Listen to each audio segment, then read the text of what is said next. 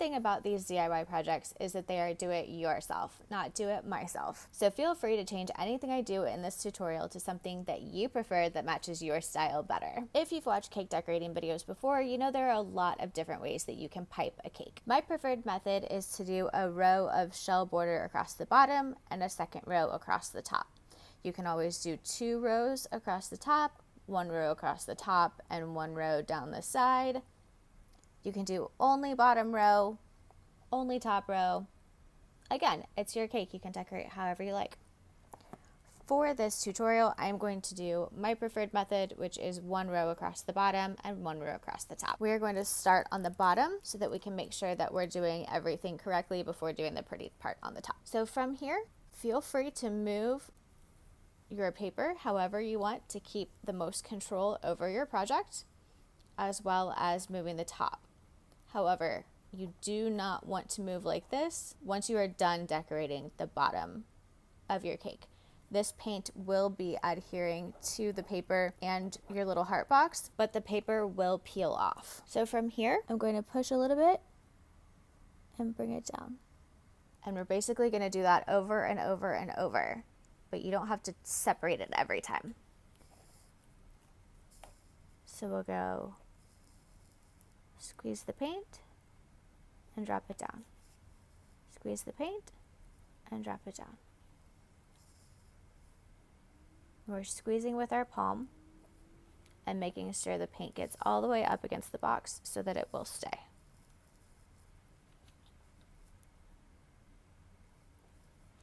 And you're only squeezing during the up, let go, and bring it down. Squeeze up, release. Squeeze up, release. We're going to continue doing that until we get to the bottom. Now here I'm going to rotate my paper. Again, I'm not going to touch the heart box anymore because that will destroy all of our pretty work. You can continue to go all the way around and meet in the middle. However, I think it is easiest to finish the box if you're only messing with the one part at the end, and I'll show you that in a minute. Now you can see I've squished quite a bit of my paint out. If I need to readjust, I will just pull on the little handle, make sure I have a nice grip here again, and start over on the other side.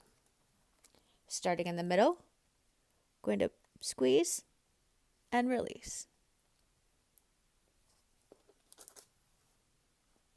Adjust the paper when you need to.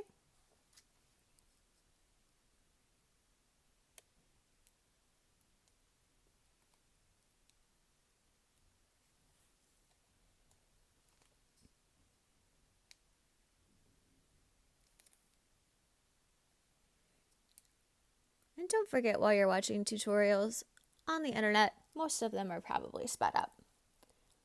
So you can go as slow as you need to. I'm going to adjust my hand again and finish these last couple. So here it looks like I have room for 1, maybe 2 more. I'm going to do 1 here and see how that makes the finish look and see if I need to do 1 more to clean it up. So now right there, we have kind of a weird finish there. So I can go in with 1 little bump to finish off that end. And now our bottom layer of our cake is complete. This will take quite some time to dry, usually about a day or so. However, after a couple hours, it will develop a skin that makes it harder to damage, but it's definitely still possible. As you can see, it is secured to the paper, and I highly advise you don't pick it up and play with it like this, but I just wanted to show you. Okay, now we're going to spin our solid surface back around to our starting point to do the top. And now we will do the top half. And again, we're going to do the same thing. Start in the middle, squish, release. And it is kind of like making a little wave. You lift up and bring it down, and lift it up and bring it down. We're not lifting it all the way up and bringing it all the way down. It's just a tiny little movement. If you get paint on the surface like that, If it's in an area that we are going to go ahead and cover anyway, it's okay, you can just leave it.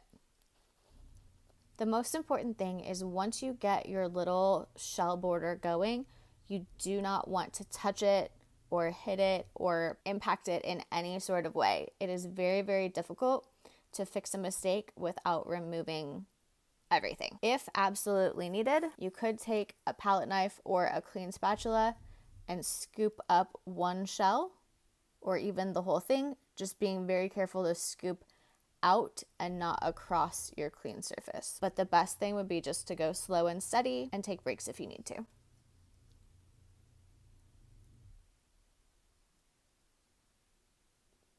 Also, we want to make sure that we are staying on top of the cake and not letting the paint slide down the side, or the weight will pull your paint down the side. So just use the top outline as your guide.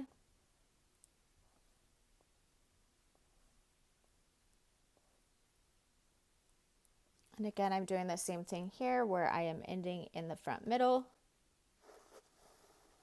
and going back to the top middle, readjusting my hand.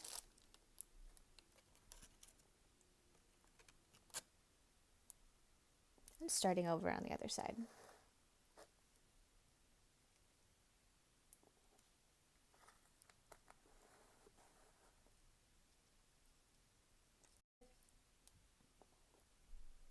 The edges of the heart are more difficult than the straightaways, but if you just go slowly and patiently, then you'll get to that easier straight part.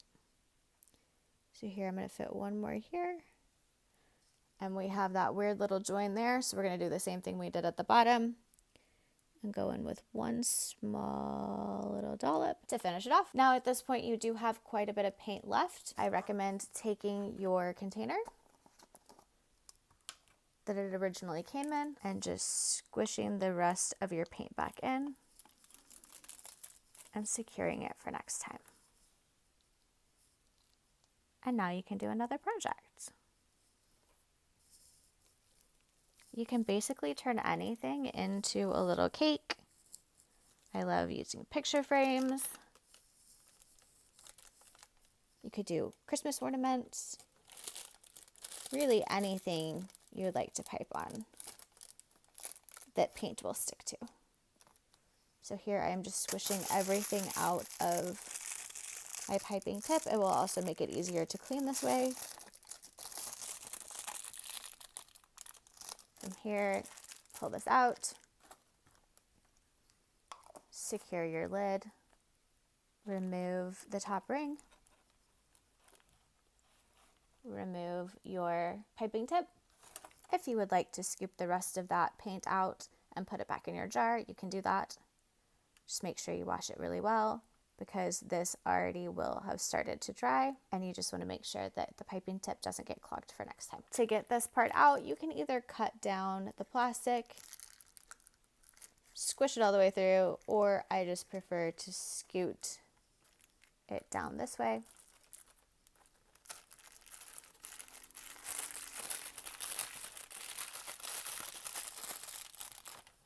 And remove it. And you want to make sure you wash this really well also. At this point, you can either consider your box complete and set it aside for a day or two to dry, or you can add some toppings. If you choose to add toppings, it does need to be done while the paint is still wet, or it will not stick. You would have to adhere it with additional glue. If you are using larger things like cherries or candies or something of that sort, you will want to push them into the paint to make sure they adhere. And the same with chunky glitter. If you use chunky glitter, you will want to go through and push just a little bit to make any sort of chunky glitter or sprinkles stick into the paint, because if they are not adhered enough, they will just rub off. For today, I'm going to use this holographic chunky mix, and I do not recommend just shaking it on because you can't control where it goes, and you can't shake the cake off because we can't move the cake now. So I recommend just taking a little pinch and kind of running it through your fingers to get a light little dusting on your cake.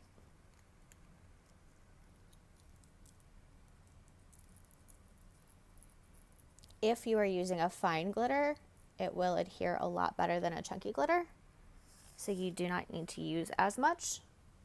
However, for a chunky glitter, I do like to put a little bit more in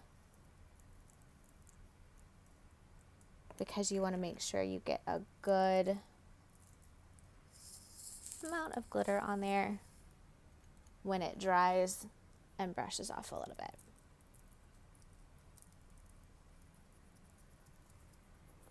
Today, to help my cleanup, I am using a piece of paper down here. However, another easy way would be to pick up your sturdy surface and place it on a paper plate or something that will be equally as easy to get the glitter off. From here, you could take your fingernail, scissors, or tweezers and just give a couple of your glitters a little push to make sure that they really stick to that glue. You would not need to do this with fine glitter, but anything chunky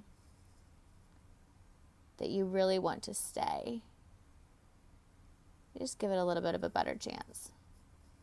Make sure you don't touch the paint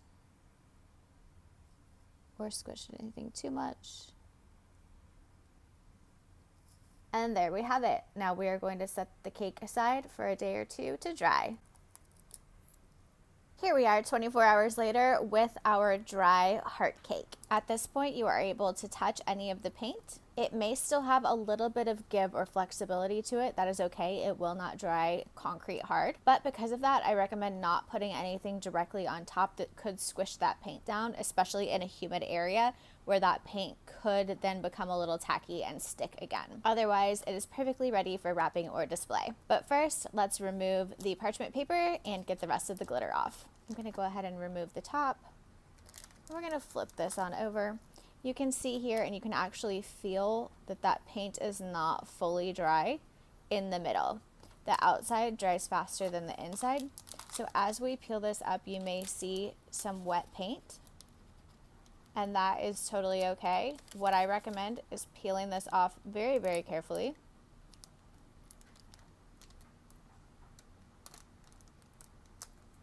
And then leaving this upside down to dry for another 24 hours so that the inside will all dry. But first, we're going to go around the outside and just brush off any glitter that may flake off. This is not an urgent step or anything that you must do, but I feel like it protects your house from getting glitter all over it. So we're leaving any glitter on that has adhered to the paint, and we're just removing anything that would have fallen off anyway. And then we will set this aside. Now we're going to do the same for the top. Tap off any excess. Here it did kind of stick to the lid a little bit, so you can just wipe it off. Because there was nothing to adhere it, it's just kind of sticking probably because of the humidity. And now we'll go around the edge and do the same thing, taking off some of that extra glitter. And this is why we pressed the glitter in a little bit to make sure some of those big hollow flakes stayed and everything didn't just immediately fall off. If you would like to go in and add more of the large hollow flakes or even the smaller glitter, I highly recommend going in with a teeny tiny paintbrush or tweezers and some glue, probably a super glue, and just adding them in one by one wherever you would like them. Or of course, you could lay down a whole layer of some sort of clear glue and add more if you want. You just might not have the same finish that we do right now. If you really want to get into the edges, you can go in with a toothpick or a paintbrush and get the rest of that glitter out. This way you can save it for later and use it for another project instead of having it just get all over your house. If, as you decorated, you have any additional little pieces that stick out, like this little piece of paint here, all you need to do is go in with a small pair of scissors and clip it off. And that's the same if you have any mistakes going around, like maybe you touched the paint in a spot or you have a little spike that you don't like somewhere, you can always just snip it off. Now we're going to flip this upside down and set it aside to dry for another 24 hours to make sure the inside of that paint is all dry before putting it on any other surface, as it is still wet. And that's it. Our heart cake box is complete.